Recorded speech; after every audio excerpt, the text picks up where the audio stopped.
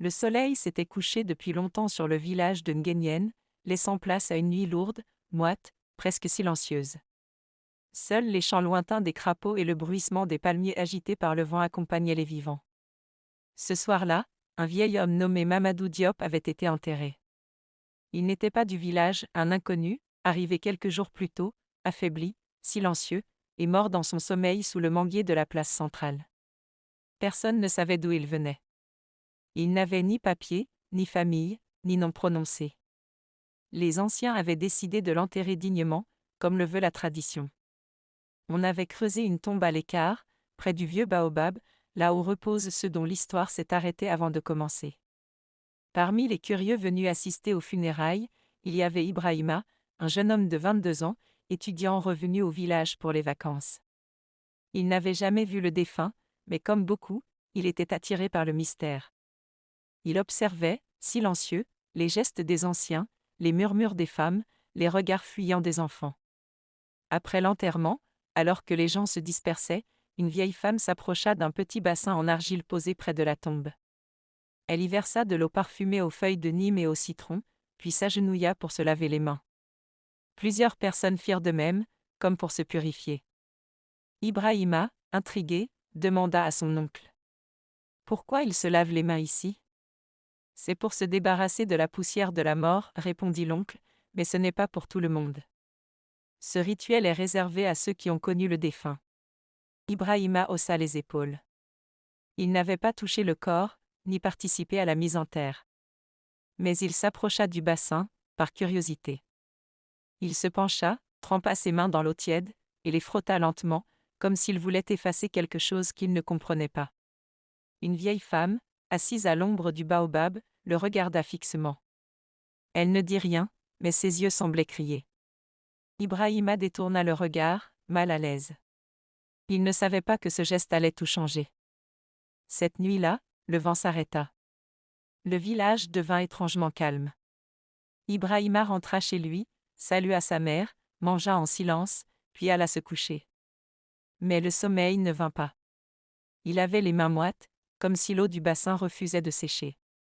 Il se leva, alla se laver à nouveau, mais rien n'y fit. Une sensation étrange persistait, comme une présence invisible accrochée à sa peau. Vers 2 heures du matin, il entendit un bruit dans la cour. Un frottement. Un souffle. Il se leva, ouvrit la porte, et vit, rien. Juste l'obscurité. Mais en se retournant, il aperçut une silhouette assise sur sa chaise en bois, dans sa chambre. Un vieil homme, vêtu d'un boubou gris, les mains posées sur les genoux, le regard vide. Ibrahima hurla. Sa mère accourut, alluma la lampe tempête. La silhouette avait disparu. Mais la chaise était encore chaude. « Tu as rêvé, dit-elle, c'est la fatigue. » Mais Ibrahima savait que ce n'était pas un rêve. Il avait vu le visage. Celui du défunt. Celui qu'il n'avait jamais connu. Les jours suivants furent étranges. Ibrahima ne dormait plus. Il entendait des voix dans les murs, des pas dans la cour, des murmures dans l'eau. Il évitait le bassin, évitait les anciens, évitait même le baobab. Mais chaque nuit, à la même heure, la silhouette revenait. Toujours assise. Toujours silencieuse. Un soir, il décida de parler à Mame Koumba, la doyenne du village. Elle vivait seule, près du marigot, entourée de talismans et de vieilles histoires. Elle l'écouta, sans l'interrompre, puis dit simplement. « Tu as lavé tes mains là où ton âme n'avait rien à laver. Mais je voulais juste comprendre. Comprendre la mort, c'est inviter ce qui ne veut pas être compris. » Elle lui donna une petite pierre noire, enveloppée dans un tissu rouge, et lui dit de ne jamais la quitter. Mais cette nuit-là, la silhouette ne s'assit pas. Elle resta debout. Plus proche. Plus réelle. Le lendemain, Ibrahima décida de retourner près de la tombe. Il voulait affronter ce qui l'avait déclenché. Il marcha seul, sous le soleil brûlant, jusqu'au baobab. Mais en arrivant, il vit que le bassin avait été brisé. L'eau s'était évaporée. Et sur la terre, là où le corps avait été enterré, il y avait des empreintes de mains. Des dizaines. Comme si quelqu'un avait tenté de sortir. Il recula, terrifié. Mais une voix derrière lui murmura. « Tu m'as touché sans me connaître. » Il se retourna. Personne. Juste le vent. Juste le silence. Ce soir-là, Ibrahima ne rentra pas chez lui. Il alla dormir chez son cousin, à l'autre bout du village. Mais même là, la silhouette le suivit. Elle ne parlait pas. Elle ne bougeait pas. Mais elle était là. Et chaque fois qu'il fermait les yeux, il sentait ses mains sur les siennes. Froides. Humides. Persistantes. Il comprit alors que ce n'était pas un esprit ordinaire. Ce n'était pas un fantôme. C'était une mémoire. Une mémoire oubliée, réveillée par un geste interdit. Le soleil s'était levé sur Nguyen, mais pour Ibrahima, la lumière ne chassait plus les ombres. Depuis qu'il avait trempé ses mains dans l'eau du bassin funéraire, sa vie s'était lentement effritée. Il ne dormait plus. Il ne mangeait presque rien. Et chaque nuit, la silhouette revenait. Parfois assise. Parfois debout. Parfois si proche qu'il sentait son souffle sur sa nuque. Il avait tenté de fuir. D'aller chez son cousin, chez son oncle, même chez le marabout du village voisin. Mais l'homme au boubou gris le suivait partout. Et ce n'était pas un rêve. Les chiens aboyaient. Les lampes vacillaient. Les enfants pleuraient sans raison. Quelque chose l'avait marqué. Quelque chose voulait qu'il se souvienne. Un matin, épuisé, Ibrahima retourna voir Asmam Kumba, la vieille femme du marigot. Elle l'attendait, comme si elle savait qu'il reviendrait. « Tu as vu son visage » demanda-t-elle. « Oui. Chaque nuit. » « Alors il t'a choisi. » Elle l'invita à s'asseoir sur une natte tressée, lui servit un thé amer, puis sortit une boîte en bois sculpté. Dedans, il y avait des morceaux de tissu, des osselets, et un vieux carnet jauni. « Ce n'est pas la première fois que quelqu'un lave ses mains à la mauvaise tombe, dit-elle. Mais c'est la première fois que le mort revient. » Ibrahima frissonna. Il n'avait jamais cru aux histoires de revenants, aux djinns, aux esprits errants. Mais maintenant, il vivait dedans. Mam Kumba ouvrit le carnet. À l'intérieur, des noms étaient inscrits, avec des dates, des lieux, des symboles. Elle pointa du doigt une page. Mamadou Diop. Né en 1932. Mort en 2025. Enterré sans prière. Mais, il est mort il y a quelques jours. Non. Il est mort il y a longtemps. Ce que vous avez enterré, ce n'était pas un corps. C'était une mémoire. Ibrahima sentit son cœur se serrer. Il se souvenait du regard de la vieille femme sous le baobab. Du silence des anciens. De l'eau tiède dans le bassin. Tout semblait orchestré. Comme si le village savait. Comme si lui seul avait ignoré l'avertissement. Pourquoi moi ? Parce que tu as les mains propres. Cette phrase le troubla. Il n'avait jamais commis de crime. Il était respectueux, studieux, discret. Mais Mam Kumba lui expliqua que parfois, les morts cherchent des âmes vierges pour se glisser à travers elles. Pour revivre. Pour se venger. Le soir même, Ibrahima décida de retourner à la tombe. Il voulait comprendre. Il voulait affronter. Il marcha seul, sous la lune pâle, jusqu'au baobab. Mais en arrivant, il vit que la terre avait été retournée. Pas par des outils. Par des mains. Il s'agenouilla, toucha le sol, et sentit une chaleur étrange. Comme si le sol respirait. Il ferma les yeux, et une voix s'éleva. « Tu m'as lavé. Tu m'as réveillé. Tu m'as oublié. » Il se releva brusquement. La voix venait de l'intérieur de lui. Pas de l'extérieur. Comme si le mort avait trouvé un chemin. Les jours suivants furent un cauchemar éveillé. Ibrahima commença à parler seul. À écrire des mots qu'il ne comprenait pas. À dessiner des symboles sur les murs. Sa mère, inquiète, appela le marabout.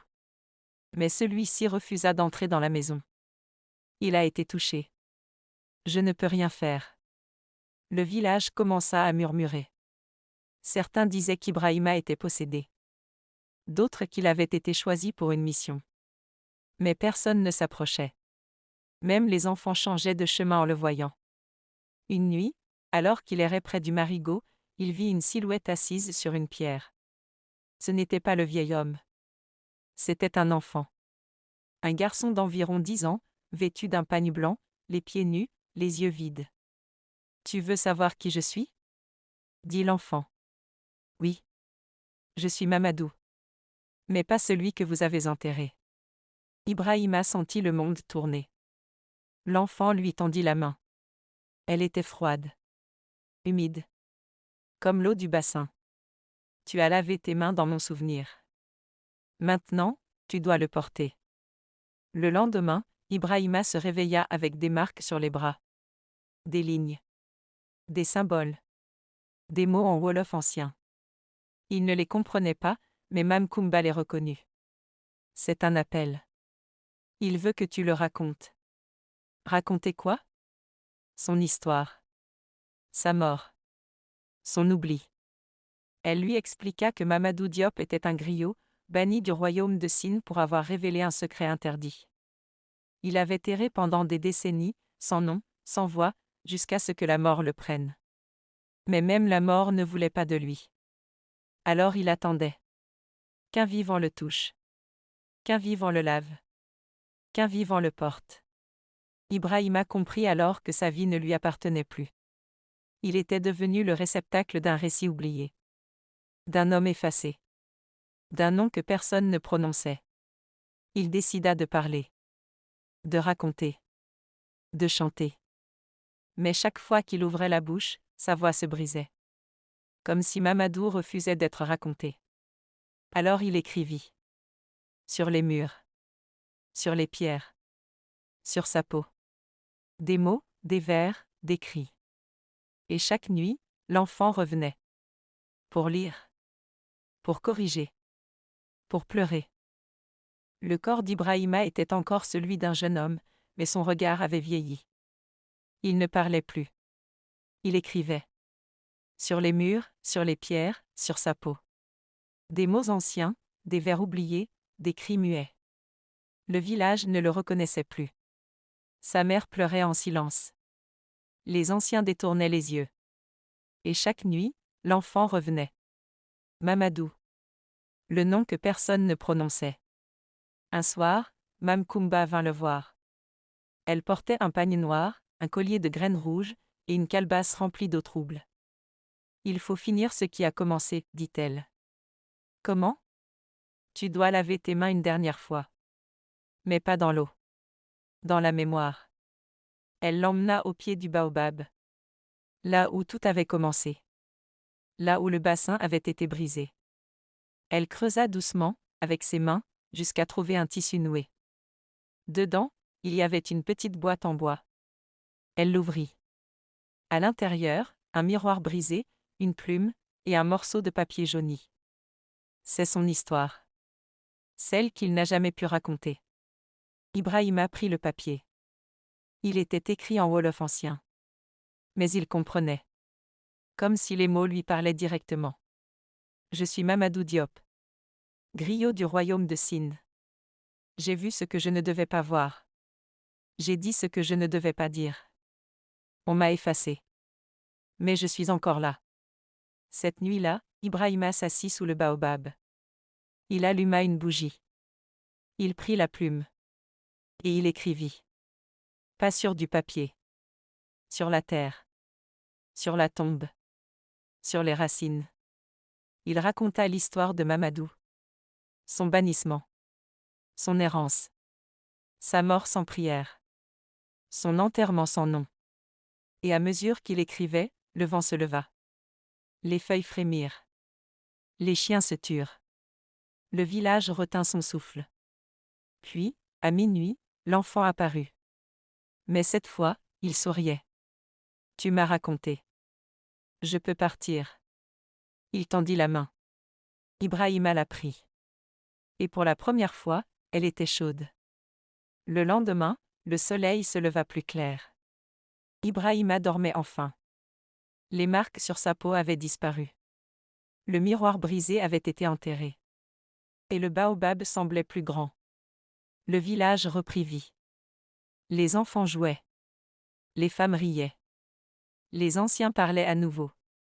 Et Mamkumba, assise près du marigot, murmura. Il a lavé ses mains dans la mémoire. Pas dans l'oubli. Morale de l'histoire. Ne lave jamais tes mains aux funérailles d'un inconnu.